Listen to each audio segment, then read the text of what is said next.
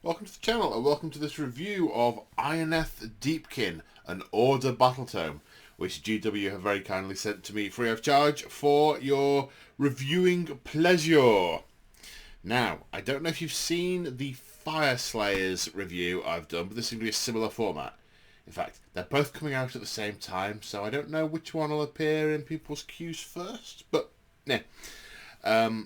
So I didn't know much about Idoneth Deepkin before reading this book, and I haven't been able to read it word for word, cover for cover, but it's going to be the same format as the other video. I'm going to give a bit of an overview of what I know about Idoneth Deepkin and what motivates them, and so on. Then go through the pages, tell you what kind of lore we're getting, and the battle traits, and all that good stuff. So, the Idoneth Deepkin. The story goes that when the old world ended, Slaanesh glutted itself on the souls of all the elves, the ones that were most delicious of the entire soul buffet.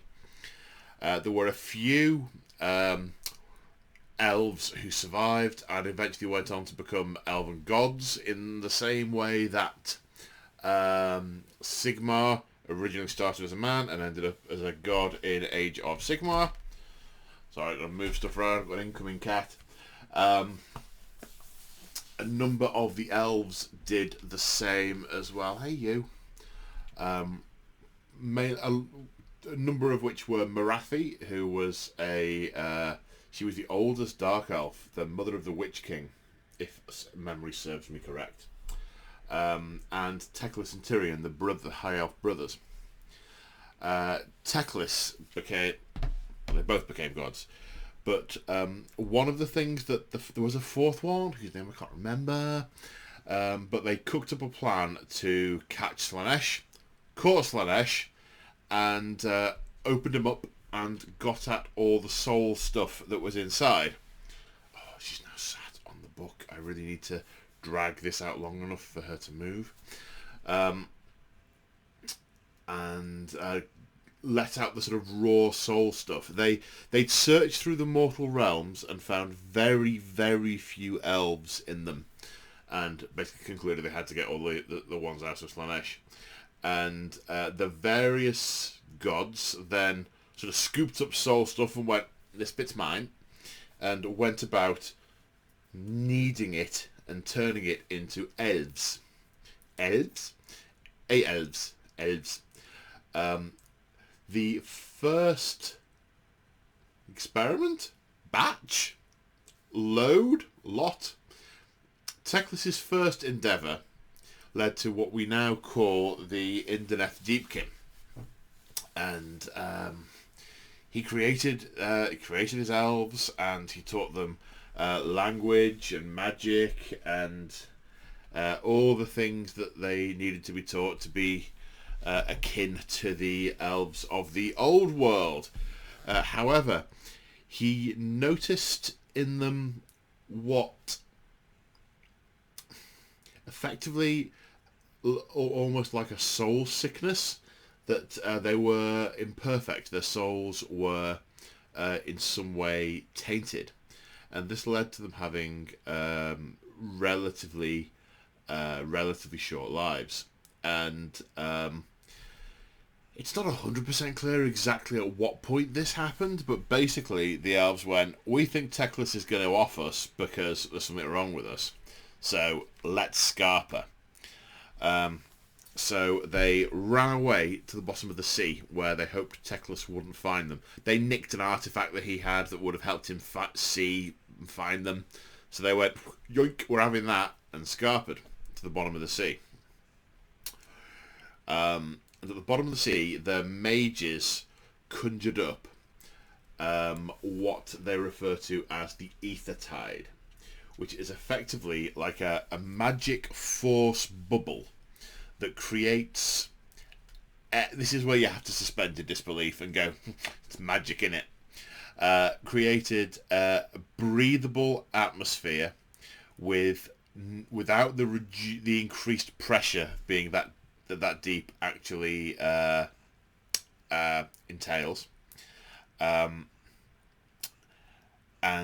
so they could walk, talk, breathe, sing, etc. Lemmy, you are distracting me. But the other thing the Ether Tide did was it let the sea creatures swim in and out of it in fully effectively, almost like the best qualities of air and the best qualities of water, and none of the drawbacks of either. So the Ether Tide is sort of breathable, walkable, talkable, singable air, but also breathable, swimmable water. Disbelief on standby. And so they created a civilization at the bottom of the sea in the realm of light. Now, one of the things they did find as time went on, I think I'm not going quite in the right order here, but one of the things they found as time went on was that there were realm gates under the sea, except they gave them different names. So I think they called them whirlpools. Basically, webway gates? Wrong game. Realm gates that connected the oceans of the other mortal realms together. So they were able to spread out and expand and populate all the mortal realms. Every race has a reason to be in every realm. So it is written into the Battletome, so shall it be.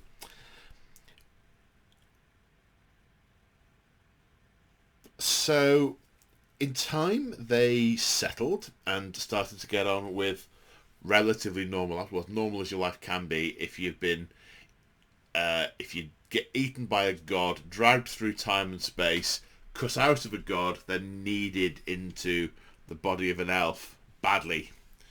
But getting on with normal lives. Sorry, it's a thirsty talk.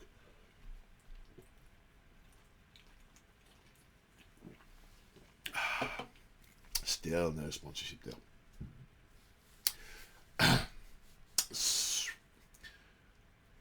So as life went on, they started to have new little elves start to form, or spontaneously appear out of bigger elves that had hugged in a special way. And what they noticed was only about 1 in 100 of these elves were born without the soul sickness. Now, those with the soul sickness would live very, very short lives by elf standards.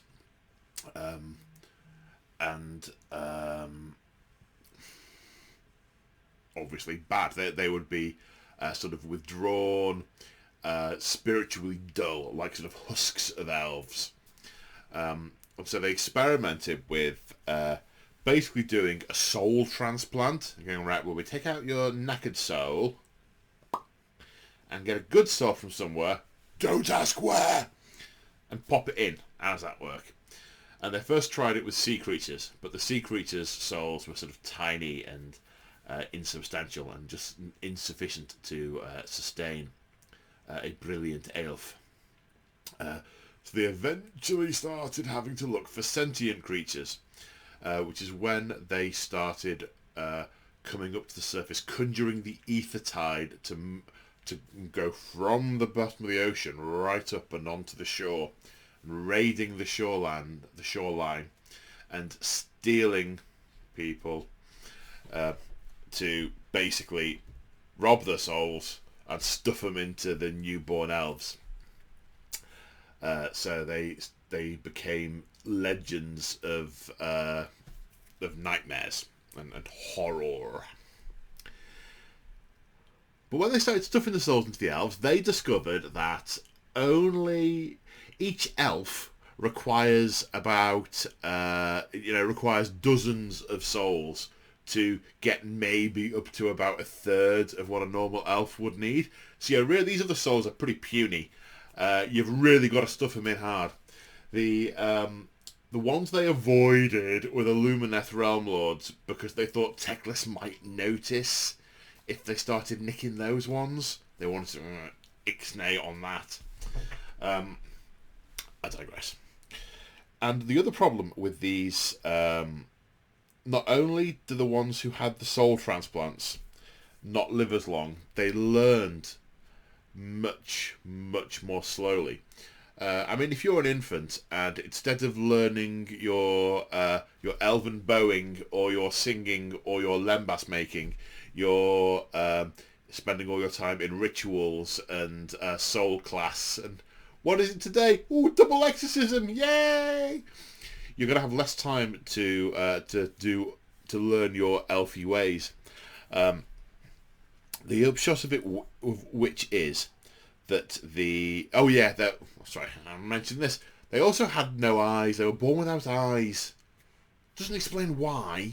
I mean, no light at the bottom of the sea, eyes healed up, kind of thing. But yeah, these guys have got no eyes. Basically, it leads to a class society in the Deepkin, in that every 1 in 100 that's born with a normal soul basically becomes a noble elf that can do stuff and be elf-like, and the others are sort of servant, warrior, labourer class elves who are second-rate citizens of the Deepkin. Then, as time went on, Nagash started to learn of these elves and go, ooh, souls, they're mine. And Chaos started to discover where they were and went, yeah, I'm sure demons don't need to breathe underwater. Let's go and have them. That's another bit of the mortal realms we can set on fire. Maybe not literally on fire, but metaphorically on fire. At which point the Deepkin went, we need some allies. Let's approach the people on the shore and say, shall we be friends? What, you mean the people who we've been stealing from and murdering for the last 50,000 years? Yeah, them. Ooh.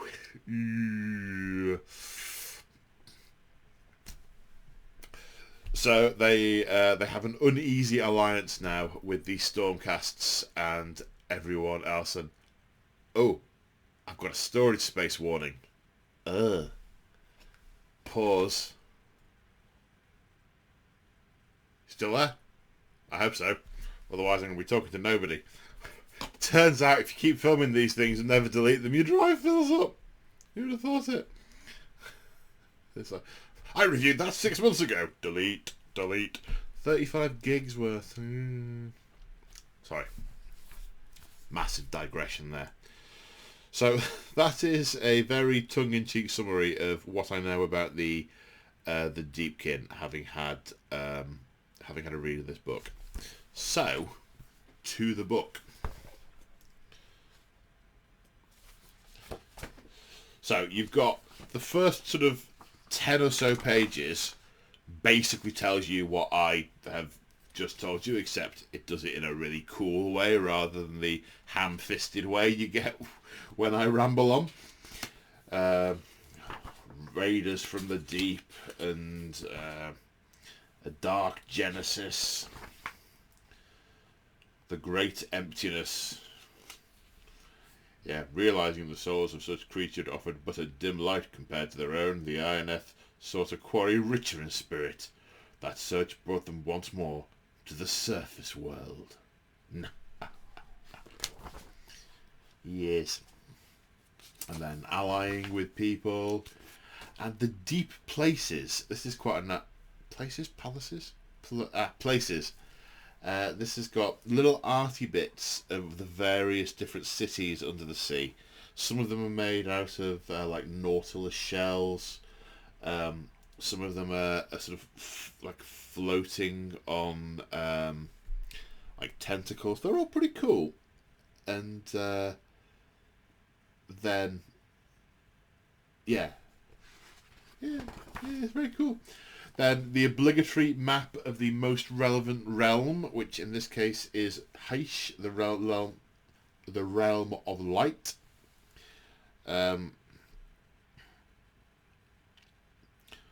Although most of the picture isn't relevant because most of it's actually the land, but there's bits of sea. Whirlway, that's what they're called. Whirlways, not thingy portals. Whirlways. And then you've got Sigmar Metropolises. Fireslayer Magma Hold. Okay. Ah, yes, it did say that the Fireslayers really, really, really hate the Deepkin because they're massively dishonourable and, yeah. And they sort of steal the young. And that's wrong. Stealing wrong is young.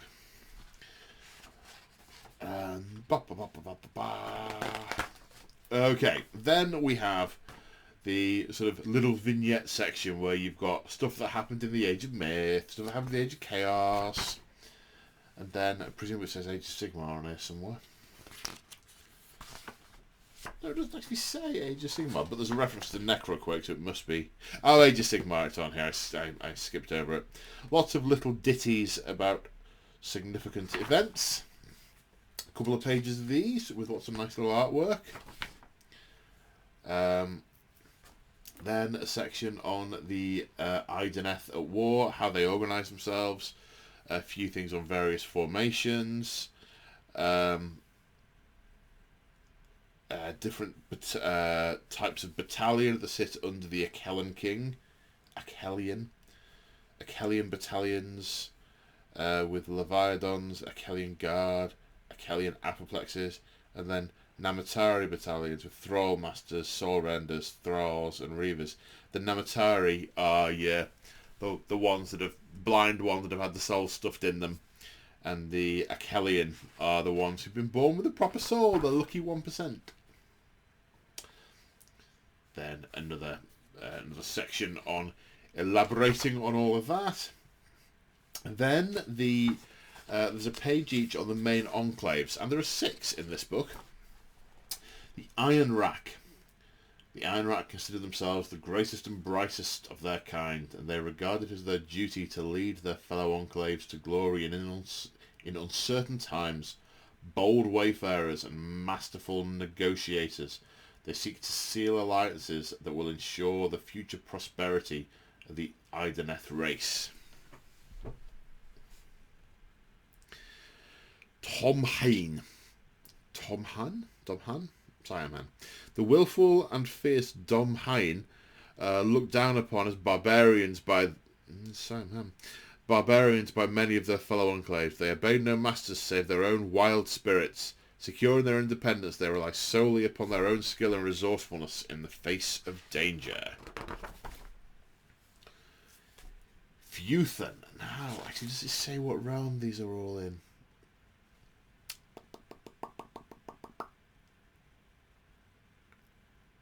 Yes, the Tom Han are in Gur, which makes sense, the sort of savage, bestial type nature of them. The Iron Rack, I think, are in Haish, so they're in light. Beasts.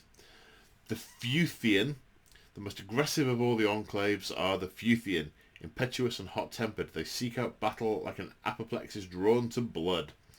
They have earned a fearful reputation among their kin as brutal assault for their brutal assaults. These are in Shaish is the wrong word. Akshish. Is it Akshish? So Akshi. Yeah, in Akshi. The Morphan. By looking at the artwork, I'm going to say these are in the Shadow Realm or possibly Shaish. There is no enclave so mysterious and unnerving as the Morphan, those ethereal Deepkin who hail from the deadly realm of Shaish. They advance upon their foes behind a chill sea mist before attacking without mercy, shrugging off the most grievous of wounds until victory is secured. Right, who next? The Bromidar. Right, from the picture, I'm going to guess Realm of Life. The Bromidar are cunning and sharp-eyed raiders who dwell amongst the congested underwater forests in the realm of life. In them springs hope eternal for the Isandrian claim, for the Ishran claim to have unlocked secrets that might someday lead to a cure for their race's spiritual affliction. And the Nautilar. Right, from that picture, I don't have a notion as to where they are.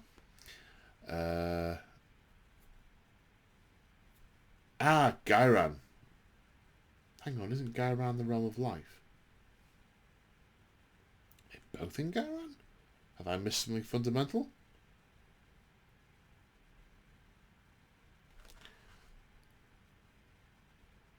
Oh, it looks like they've moved about a bit. Alright, sorry.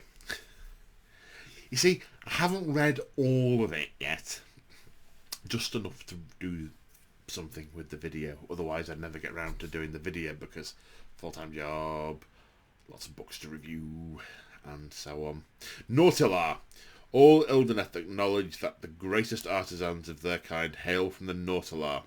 These masters of shellcraft and coral manipulation have faced great adversity in the course of their history, yet they remain steadfast and unified in purpose. Yeah, it looks like they've wandered about a bit, just skimming down the page.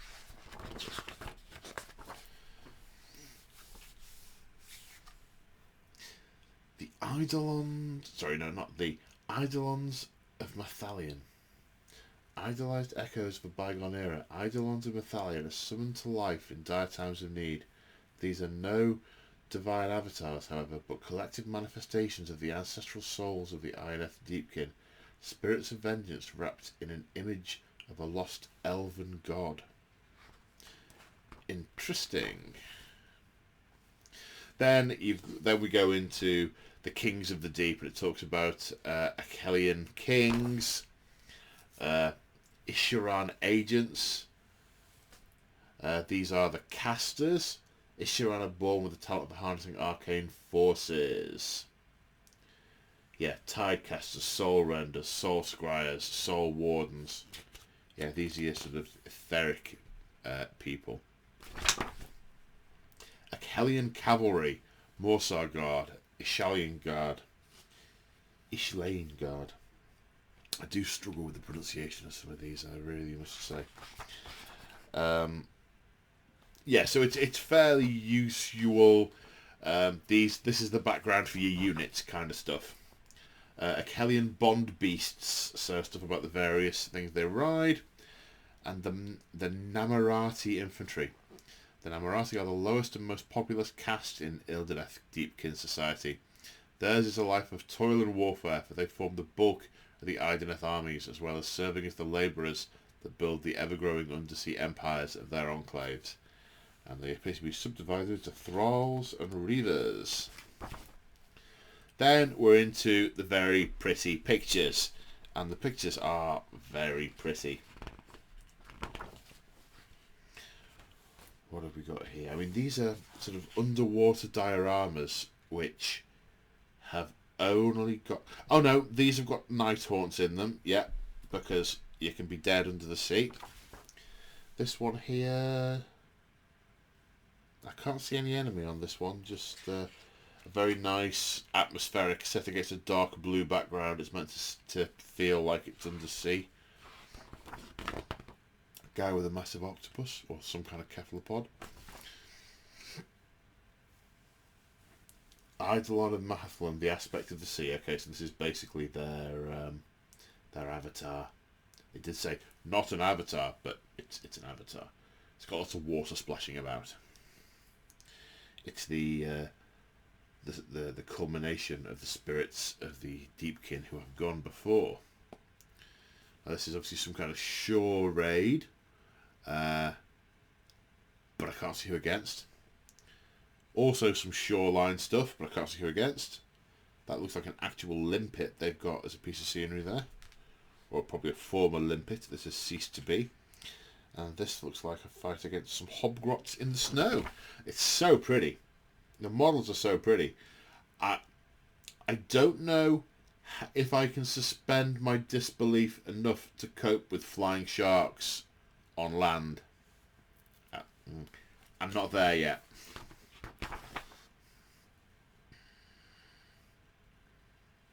Oh, this is some kind of fight against some Slaneshi warriors. They look like fiends. That's a keeper of secrets. Yes, this is a Slaneshi fight, if ever I saw one. And then a fight against the Fire Slayers.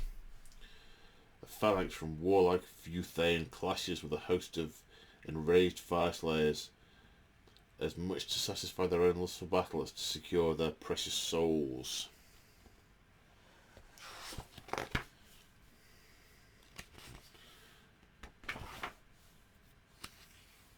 Yeah, some very, very pretty pictures. Very nicely staged dioramas. Okay, so in the painting guide section, Achelian skin. So how to get your sort of pale skin from the ones who've got souls. I'm assuming on the next page it says how to do the ones who don't have souls.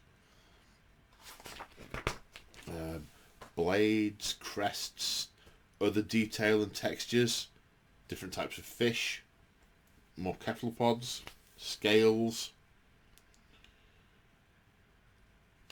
eels of some sort. Painting schemes for the different enclaves. So there's Ironrack, Domhan, Futhane. They are pretty cool actually. They do some nice things. And then Morfan, Bromdar, and Nautila. They've got a painting guide for all the sections, which is very nice for all the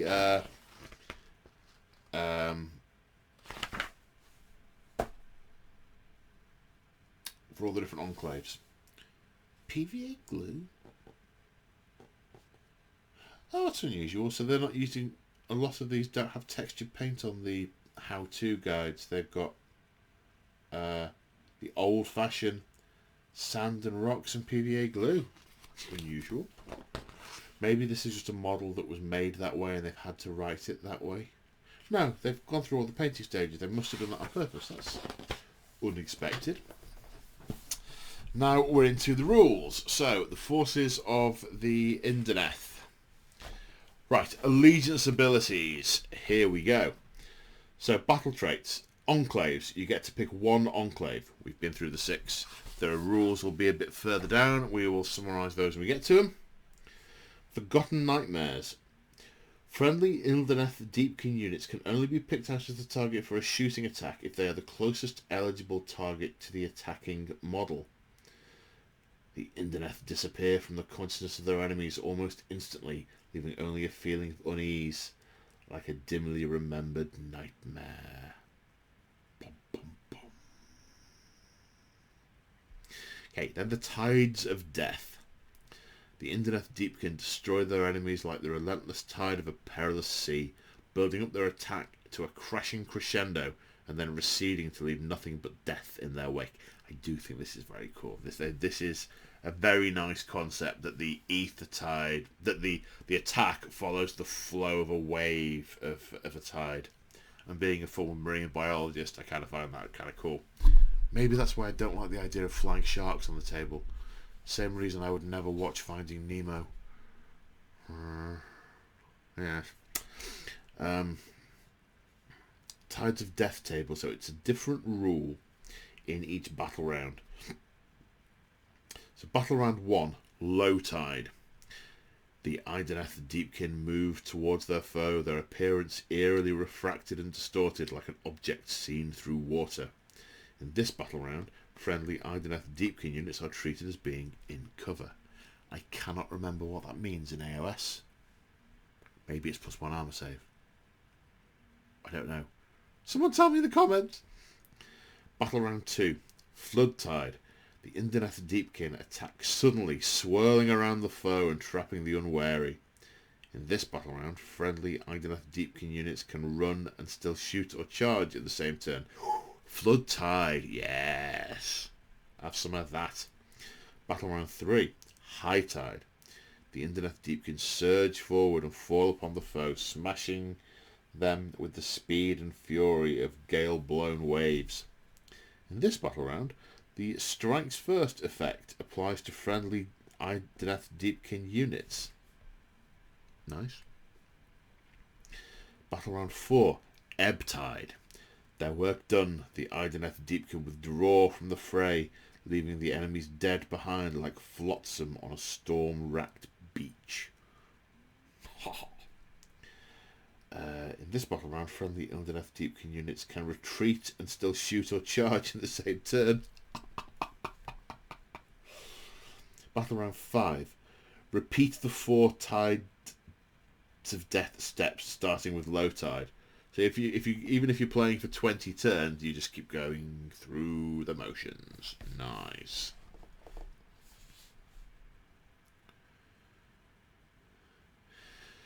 The Ishran rituals.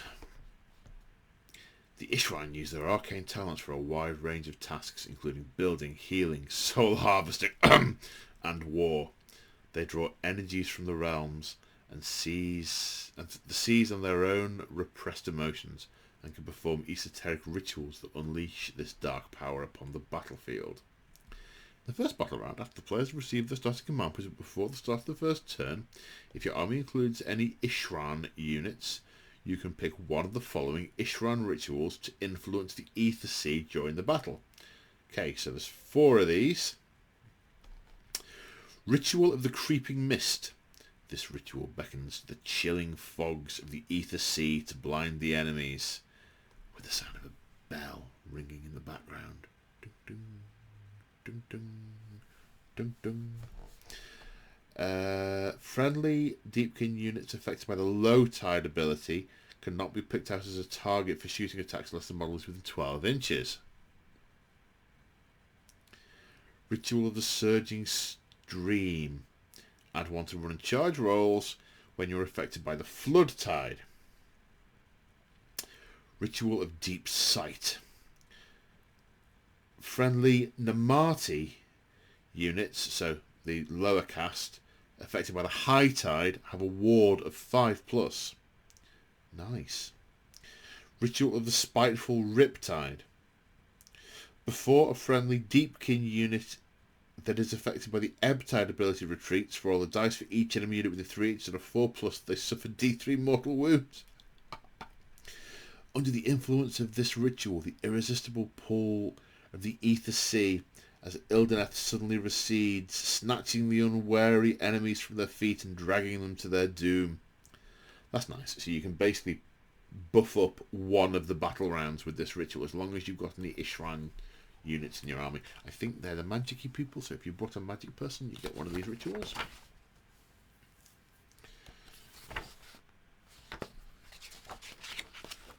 Okay. Command traits. Born from Agony. At the end of the battle shock phase, you can roll a dice with this general. On a 6, heal all wounds allocated to the general. The unimaginable suffering of the Idoneth endured before their liberation from Slaanesh has inured this warrior to pain. Lord of Storm and Sea. This general is a living embodiment of the glory of Mathlan. I thought it said Matalan then. And is an inspiration to all those that still worship the Lord of the Deeps. Do not take battle shock tests for friendly Deepkin units wholly within 12 inches of this general. Unstoppable Fury. When the Idoneth fall upon their foe at the climax of a battle, this warrior is an unstoppable force. While the general is affected by the high tide ability, for each enemy unit within 3 inches, add 2 to the attack characteristic of their melee weapons. Until that... 2 to the generals. Must mean the generals. Traits of the Ishran, for Ishran heroes only. So if you're...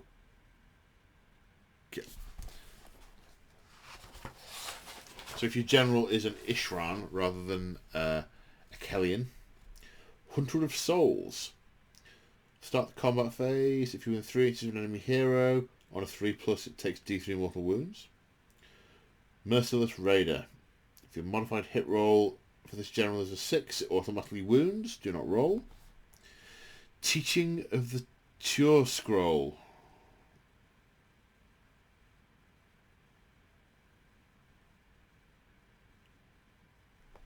If this general's on the battlefield at the start of the first battle round, before priority is determined, you can declare that the Tides of Death table will be reversed for your army. So I thought it said put in reserve, that's why I was confused. If you do so, the ebb tide applies in the first battle round, high tide in the second, and so on. Ooh. Ooh. How would that play out? So you'd be able to fall back and shoot in the first round. Probably not that useful. But then you'd have the ward saves in the second round. Then you'd be able to charge, run and charge in the third round. And then be very difficult to then count as being in cover in the fourth round. Interesting.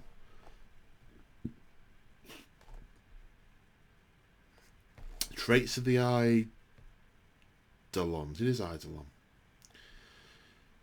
Eidolon. Eidolon, yeah. Eidolon general only. Ancient Pride.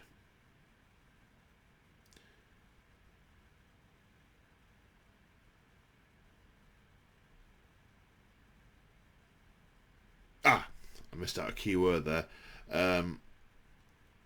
Enemy can't hit on 2s in melee, so can only ever be hit on a 3+ max. Nightmare Legacy. Aspect of the Storm only. We'll get to that, I imagine. At the end of the charge phase, pick a general to carry out a monstrous rampage, even though it's not a monster. Yowzers. The Endless Sea Storm. Aspect of the sea only. The general successfully casts a spell that is not unbound. On a 7+, the general can attempt to cast an extra spell. Nice.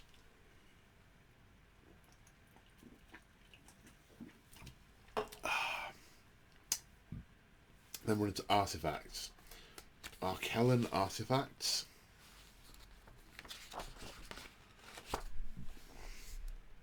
Disharmonies for Arkellan heroes only. Disharmony stones.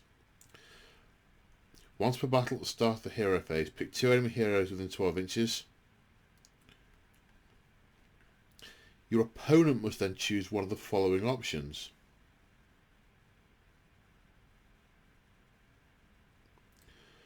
A. Roll a dice for each hero you picked on a 3+ that suffers a mortal wound. Roll a dice for each hero you picked on a 5+ that suffers D3 mortal wound. Each hero you picked suffers D3 mortal wounds, then roll a dice on a 4+, the bearer suffers D3 mortal wounds. Oh, I like that. These are rare deep water rocks that can be attuned to the soul force of a mortal being. If the two of them are struck together, the resulting burst of discordant energy can cause dreadful harm to those connected to them. Sorry. The Potion of Hateful Frenzy. Hero drinks the potion, +1 to hit, +1 to wound, +1 to attack, +1 to run rolls. Start the next hero phase, take D3 mortal wounds, and you can't pile in. So, drugs bad, okay? The Armour of the Serathi. A modified hit roll for an attack that targets the bearer is a 6. All effects that would be triggered by the roll are ignored. Okay, so if you've got an army that's all based on the 6s, like, I don't know, Cruel Boys that do mortal wounds on a 6. Or who do you what's it? Or Maggotkin that cause disease on a 6. Can you tell which armies I play? Right, Ishran artifacts. Ishran hero only. Drichleech. Subtract 1 from casting rolls, unbinding rolls, and dispelling rolls from enemy wizards within 18. Doesn't affect Deepkin. The Rune of Surge Gloomtide. Oh, this is set up a Gloomtide shipwreck, which is presumably the scenery piece. It is the scenery piece. I wonder what it does. It's a defensible feature that can be garrisoned by 5 Deepkin.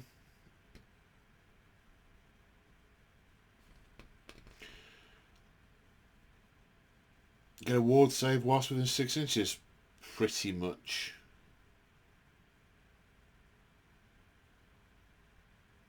Yeah. Okay. Nice. Brain Barnacles. Once per battle at the start of the hero phase, you can pick an enemy hero within 12 inches of the bearer and roll 2d6 and lob a barnacle on their head. Now, you see, barnacles, you can't detach them and... don't get me started. Oh, sorry, yeah, it's magic, isn't it? Yeah, I remember now. If the roll in inches is equal to or greater than the distance between the bearer and the enemy hero, subtract 1 from hit rolls and wound rolls to the enemy hero for the rest of the battle.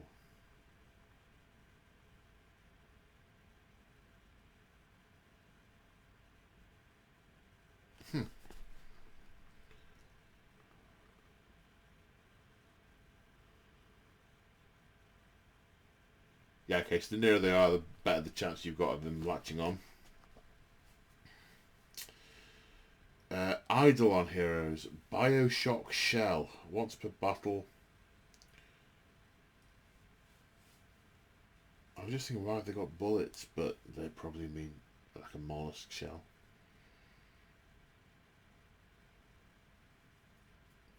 This is a way of putting always strikes last on an enemy hero. Hall Shell. Another once per battle.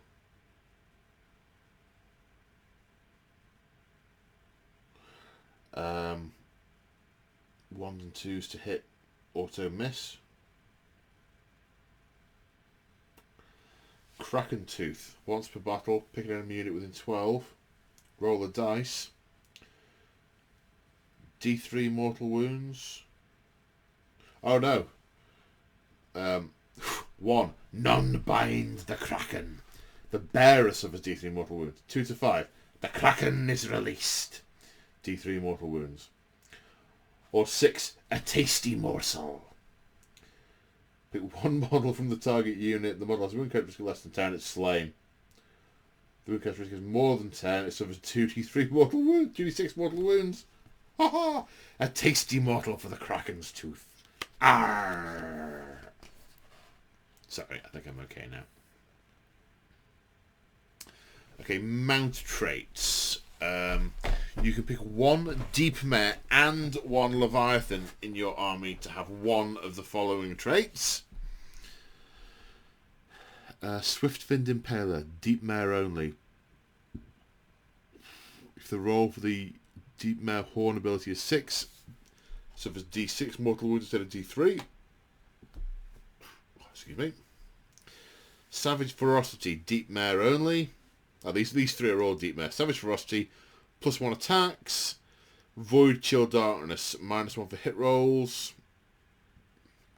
Now the Leviathan, Ancient,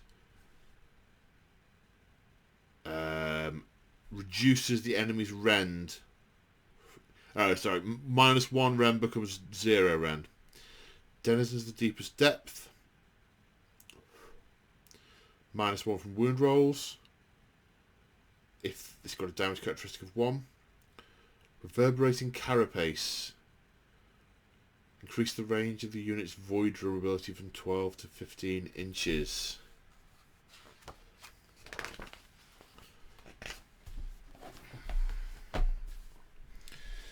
Then Lore of the Deeps. Steed of Tide. Oh, sorry, we're on spell laws now. Steed of Tides. Lets you set up a hero, again more than 9 inches from the enemy, that isn't a monster. Counter Current. Enemy within 18 inches, halve all run rolls and charge rolls. Pressure of the Deep.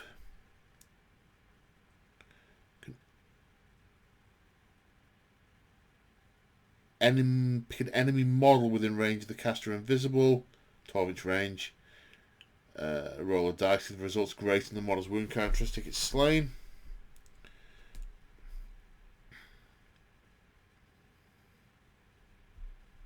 The wizard unfolds their victim in a shimmering bubble of crush force. Nasty. Arcane Corasian. The Arcane Corasian? I think that's how it's spelled. I think that's how it's said. Pick an enemy unit within range invisible. Worse than the rend characteristic of the model's melee weapons by 1. I think it's supposed to say corrosion, but it definitely says A, corrasion. Okay. Right, now we're on to the Enclaves. And actually, for Enclave rules, these are pretty big. It's like they're taking up an entire 2 pages. Iron Rack, Legacy of Glory. You can carry out this heroic action with a friendly Iron Rack Achelian hero, instead of another heroic action. If you do so, pick a friendly Iron Rack Achelian unit within 12 inches of that hero. Until the end of that turn, you can choose for that unit to be affected by either the Flood Tide or the Ebb Tide from the Tides of Death table, in addition to any other abilities from the Tides of Death table. Okay. Nautilar, Crushing Assault. You can carry out this monstrous rampage with a friendly Nautilar Leviathan instead of any other monstrous rampage. Change the rend characteristic of the massive scythed fins and crushing jaws to -3 until the end of the next combat phase. Ow! Ow! Morfan, Soul Magic Adepts. If the Lure Light ability of a friendly Morfan Soul Render affects friendly Morfan Namarati units, add 3 to the number of slain models that are returned to the unit. That sounds good. Haven't quite got that far yet, though. Viewthan, Bloodthirsty Shiver. You can include Bloodthirsty Shivers in your army. See page 96. At the start of the combat phase, you can pick 1 unit from each Bloodthirsty Shiver in your army. If you do so until the end of the phase, the unmodified hit roll of the unit's ferocious bites is 6, scores 2 hits instead of 1.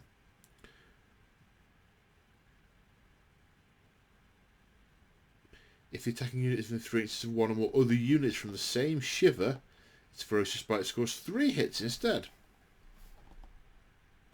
So, I think, from when I was looking at it, the Bloodthirsty Shiver is a unit option for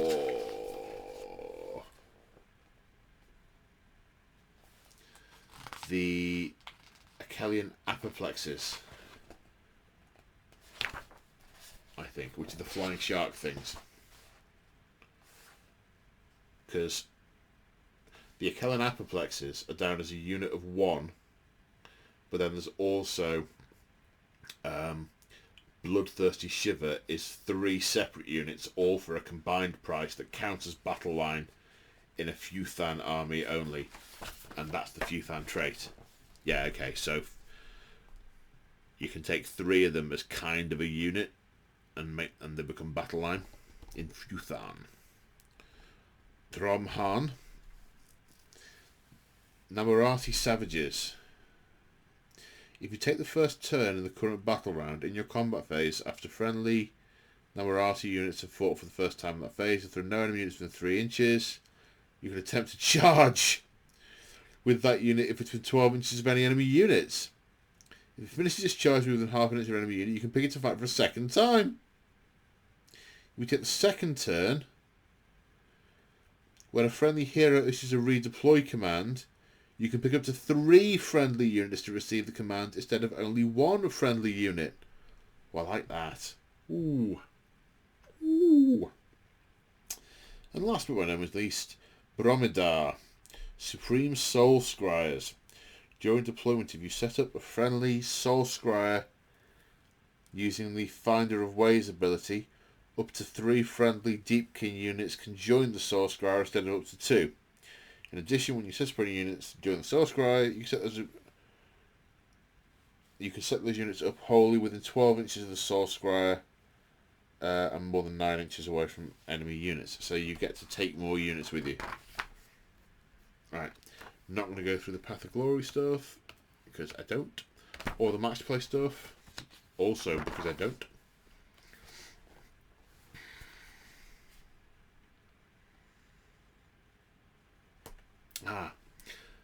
Eidolon of Mathlan, Aspect of the Storm. An Eidolon of Mathlan aspects of the sea. Okay, so this is sort of god aspect, and you can have different ones, and that's why those two upgrades were different depending on which aspect of Eidolon it actually is. Okay. Now, I'm going to try and make reference to, single model, leader, 325, 355 respectively. The High King of the Deep.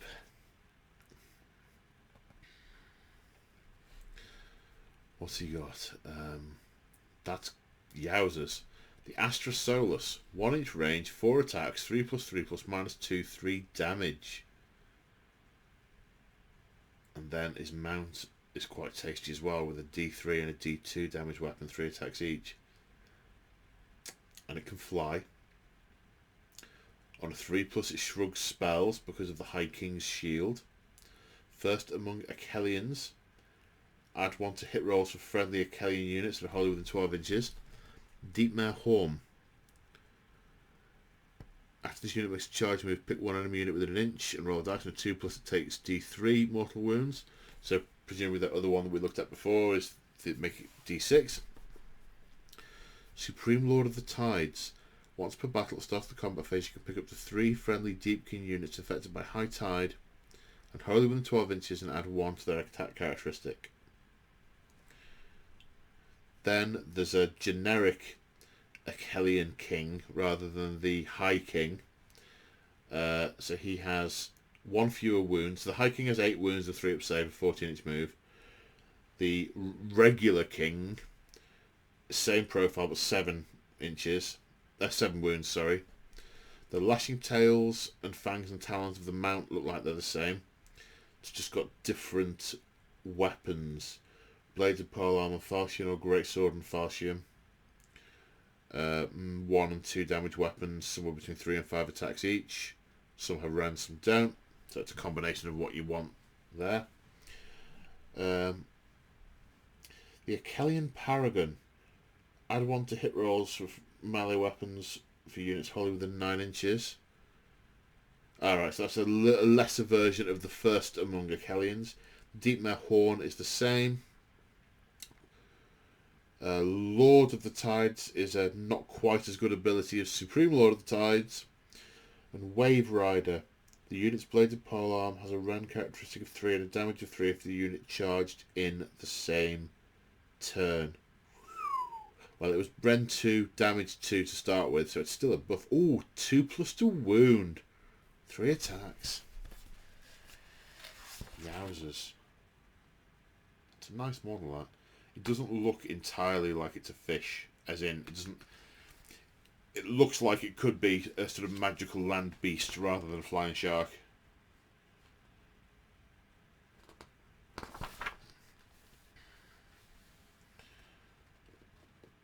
Alright, the Ishran Tidecaster, Ishran Soul Squire, Soul Render. The Warden of the Soul Ledgers. I won't go through all of these. These guys have all got a similar profile. Same profile actually. Move 6, save 4, bravery 8, 5 wounds.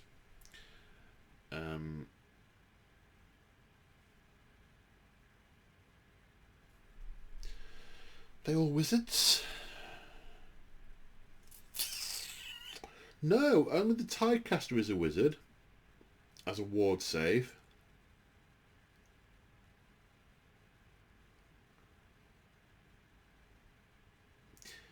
Lets you pick 2 different Ishran rituals to influence the Ether Sea instead of 1. So the other Ishrans let you do 1, this lets you do 2. And then the Riptide spell is a D3 mortal wounds spell and -1 to hit till the next hero phase. The Soul Squire has a companion which has got 8 attacks that hit on 2s, 4+ to wound, -1 rend. So the companion is punchier. Finder of Ways lets you deep strike units in with him, basically. Sorry, put units in reserve and appear on the battlefield 9 inches away. Glyphs of the Deeps, 5+ ward save. Okay, so he's a priest as well. So I think that means he can do the basic prayers from the main rule book if he doesn't have his own prayers. I think. Have I got that right? Let me know in the comments if that's right.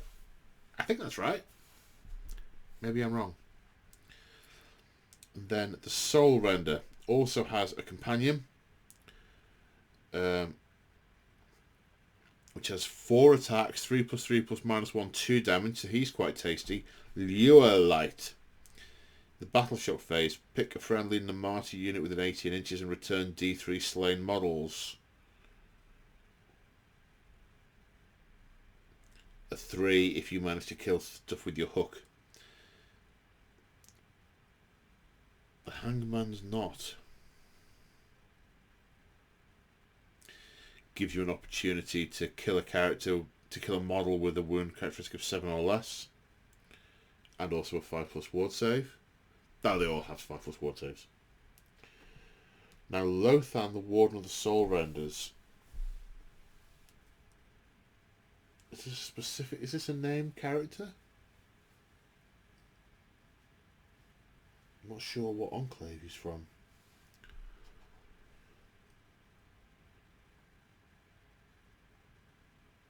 Catalogue of Souls. Add +1 to wound. Oh, his big octopus has got 8 attacks. 3+4 +(-1), 1. Font of Willpower.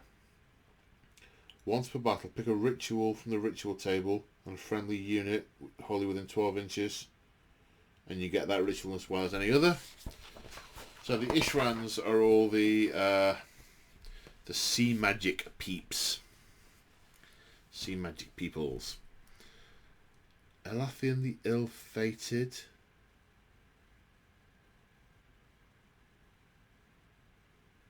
I'm going to skip over that guy. Ithalia's Soul Raid. Oh, these are your Warhammer Underworlds, I assume. Which I will go past. The Achelian Ishlen Guard. The Ishlen Guard are Masters of the Blade and redoubtable bodyguards capable of deflecting incoming strikes.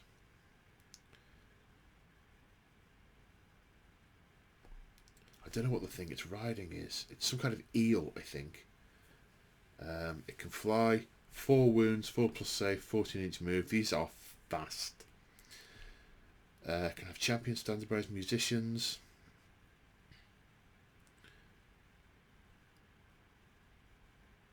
Ignore modifiers to save throws for this unit, positive and negative. So it's a night haunt, kinda. 3 attacks, 3+3 +(-1), 1, and the Beast, 3 attacks, 3+3 +(-1), D3. Nice. And then presumably this is the other one that's made out of the same kit. It looks pretty similar, just with a few tweaks and different heads and such. The mount's the same.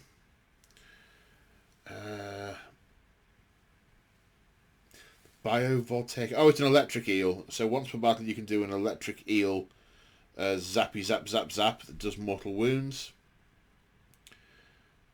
And the Volt Spears. So the Volt Spears are 2 attacks, 3+3 +(-1). If you've charged, it's -2/2. Okay, so a couple of options there on that kit. Then the Achelian Aperplexes. These are the flying sharks. You get 1 of them unless you're in Akshi, in which case you can take 2 or more models in the unit. Is that...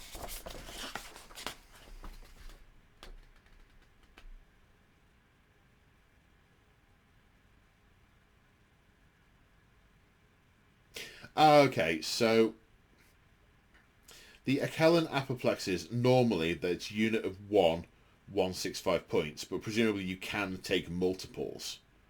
So you could have 3 for whatever 3 times that is. But the Bloodthirsty Shiver is a special formation of 3 of them that can only be taken by by the fire ones. 14 inch move, 8 wounds, 4 up save. fly. If the unit has 2 or more models, they must stay coherent with each other. 3-inch coherency. Bloodthirsty predators. Add 1 to attacks the ferocious bite if it was 6-inch spreading models that have had any wounds or mortal wounds allocated to it, or have had any models slain this turn. Ferocious bite. 3 attacks, 3+3 -2/2. Nasty.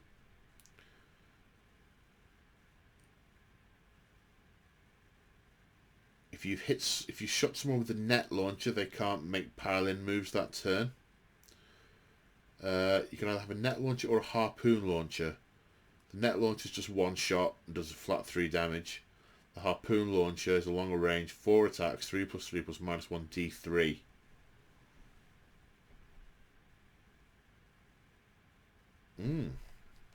Then we have the huge turtle, which Crimson really likes.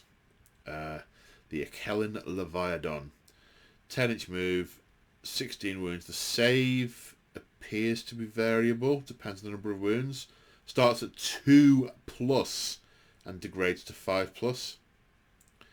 To degrading profile.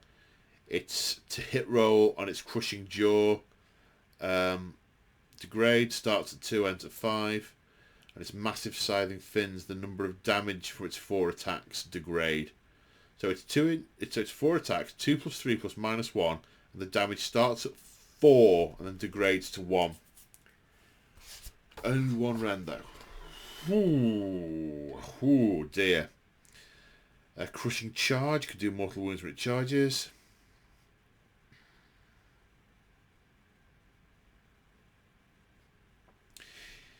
Jaws of Death. This sounds like one for an Immortan Joe, who likes this sort of thing. If the modified hit roll for an attack is made with the crushing jaw as a 6, and the target is a monster, the attack inflicts 6 mortal wounds instead of 3, and the attack sequence ends. Yowzers. Void Drum. I'd want to save rolls for friendly Deepkin units within 12 inches. I'd want to hit rolls for friendly Namarati units within 12 inches. There's a few clarifying bits, but that's the gist. Okay, so they're pretty chunky. How many points are they? They're big fellas. Fired up 500. Yep. 2 of those versus Nagash. Who's my money on? I'm not sure it's Nagash, to be honest. Yeah. Then we have the only infantry units. There's 3 units.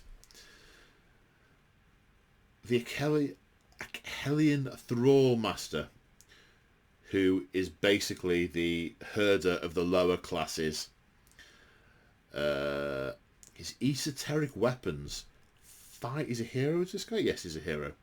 5 attacks, 3+3 +1, 2 damage.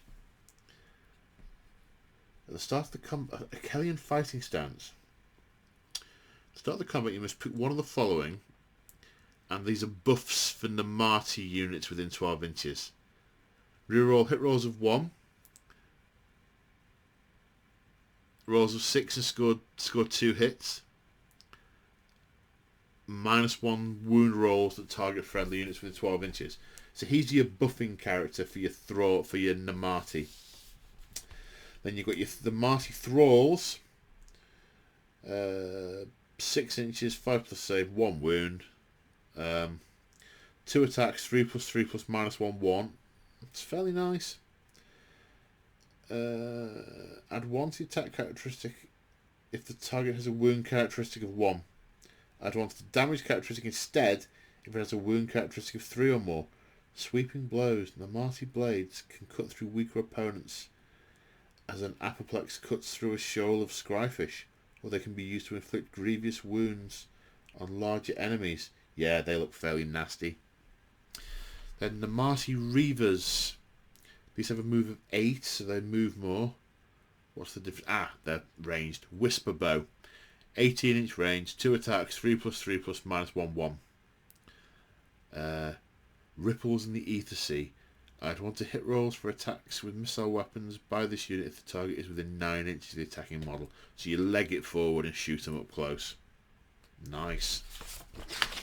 Then we have the pitch battle profiles, and this is something that it only just occurred to me that I've not been really covering, because it doesn't say. I'm not too fussed about the points, but in the Enclaves, it doesn't say in this army such and such is battle line. It's all left on this one page here, which I guess is fine. Doesn't make reviewing easy. So you've got your Namarati Reavers and Thralls of battle line. The Leviathan is battle line in the Nautila army. That's the 500-point Behemoth is battle line in the Nautila army. Goodness me.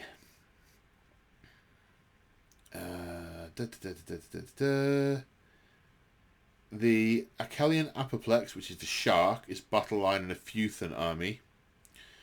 The Bloodthirsty Shiver can only be included in a Futhan army, but it's not battle line. The Morsar Guard and the Ilian Guard, they're the Eel Riders. A battle line if the general is an Achelian King. So, depending on what your enclave is and who your general is, there are some other battle line options there. And that, folks, is the end of my review / ramble talk through of the Idoneth Deepkin. They do sound really interesting and dark and mysterious. I wonder if I will ever get past the flying fish and play them. I don't know. But again, big thank you to GW for sending that out.